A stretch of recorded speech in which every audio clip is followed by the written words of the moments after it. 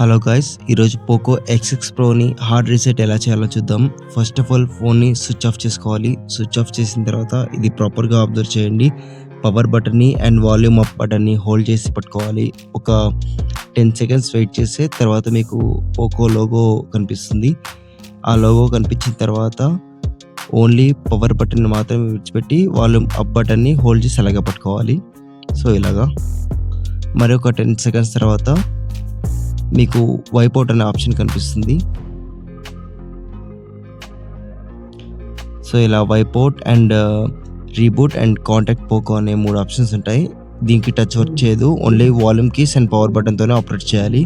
Volume కీస్తో up and down వెళ్ళి power బటన్తో సెలెక్ట్ చేసుకొని అందులో వైప్ అవుట్ ఆప్షన్ సెలెక్ట్ చేసి అండ్ కన్ఫర్మ్ చేయాలి.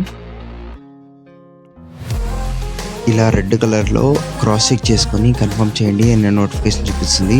తర్వాత దాన్ని కన్ఫర్మ్ చేస్తే ఒక 5 సెకండ్స్లో మీ స్మార్ట్ ఫోన్ అనేది రీసెట్ అయిపోతుంది. రీసెట్ అయిన తర్వాత ఇలా గ్రీన్ కలర్లో సక్సెస్ఫుల్లీ రీసెటెడ్ అని చూపిస్తుంది. తర్వాత పవర్ బటన్తో ఆపరేట్ చేస్తూ దాన్ని క్లిక్ చేసి తర్వాత రీబూట్ ఆప్షన్ క్లిక్ చేస్తే మీ స్మార్ట్ ఫోన్ అనేది రీబూట్ అయిపోతుంది.